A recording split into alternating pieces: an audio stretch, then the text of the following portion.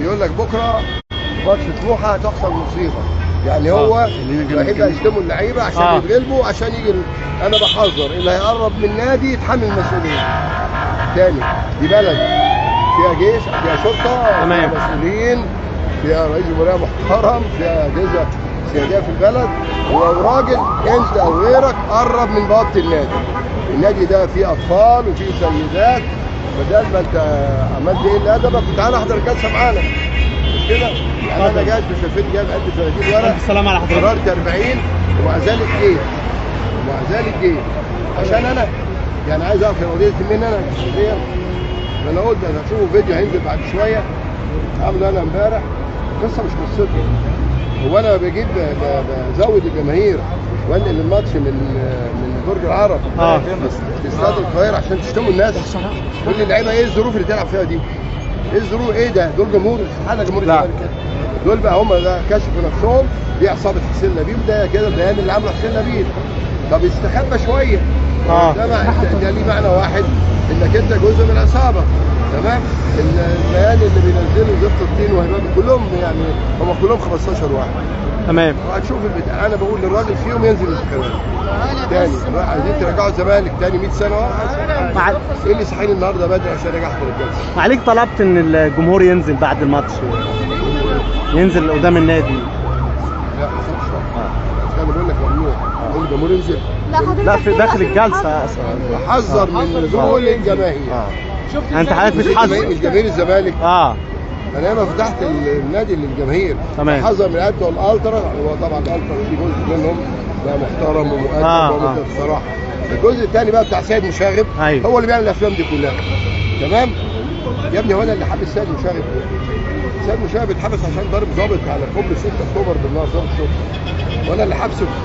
سيد مشاغب محبوس علشان حرق البتاع بتاع استاد القاهره ولع فيه. ده انا اللي نشدت الدوله قلت لهم اذا كان سيد مشاغب ربنا هداه طلعوه مفيش مشكله، لكن واضح ان هو اللي معاه لسه يعني. الحمد لله حاجه واتمنى ان شاء الله في الظروف الصعبه اللي احنا فيها دي ان ولادنا يقدموا مباراه محترمه. وخلي بالك انت دلوقتي بتلعب ناقص يجي 7 عندك المسلوسي. ايوه انت اتكلمت في الموضوع ده معلش. وسجلته 7 تمام. نوفر الولاد يعني نخدمهم ولا نقف معاهم؟ نقف معاهم.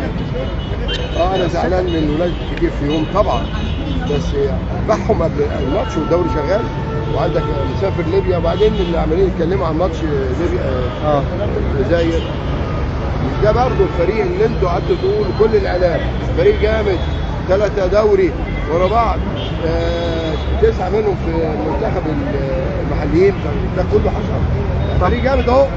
طب لما هو بقى يجيب 1-0 تاني، يجيب 1-0 بضربة جزاء مش صحيحة، ولا في نفس الوقت تلاقي ضربة جزاء صحيحة ما تحسبش. ده اللي نقول احنا وراكم. هو فريق الزمالك اتغلب اجوان ولا ده ضربة جزاء؟ ضربة جزاء مش صحيحة. ده اللي يقف ورا الولاد ويقول لهم لا وتعوضوا ولسه 5 مطوشة وربنا يوفقكم. لا شتيمة وقلة أدب وأمير هو مش عايز يرجع، قال لا مش هرجع وما شتمش. هتشوف فيديو هينزل دلوقتي حتى حضرتك هتطلع فيديو. كابتن أسامة نبيه سيادة المستشار، في كلام ان هو يقدم كابتن أسامة نبيه شبه زرع صدره. ألف سلام عليكم يا عم 5 دقايق خلينا يا عم. طب رد حضرتك ايه على دفاع الاتحاد النهارده لما قدم؟ احنا فضيحه يا جماعه. احنا انا عايز احنا شفنا مفيش قرار يعني هي بلطجه يعني من الدماغ كده. مين بقى اللي عمل ده ما اعرفش. يا باشا تعطيل السلم يا اساتذه النهارده مفيش قرار. قال له مفيش قرار. عرفتوا بقى احنا في فيلم هزلي اللي بيدفع الثمن عشان بقى الولاد من الكشف دي بقى شفتوا النهارده. سيادتك دايما بتحذر من اللي بيحصل. لا احنا طالعين لايف مباشر. حضرتك بتحذر دايما من الكارثه اللي هتحصل لو لم يتم قيد الثلاثي. اتفضل. سؤال يا رسالة حضرتك لاتحاد الكورة.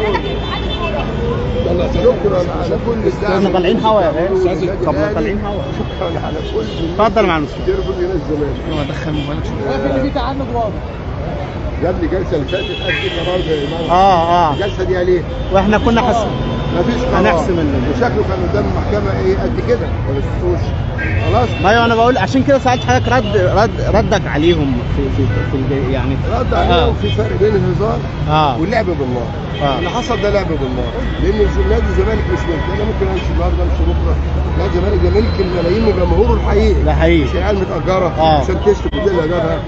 بس ان شاء الله هو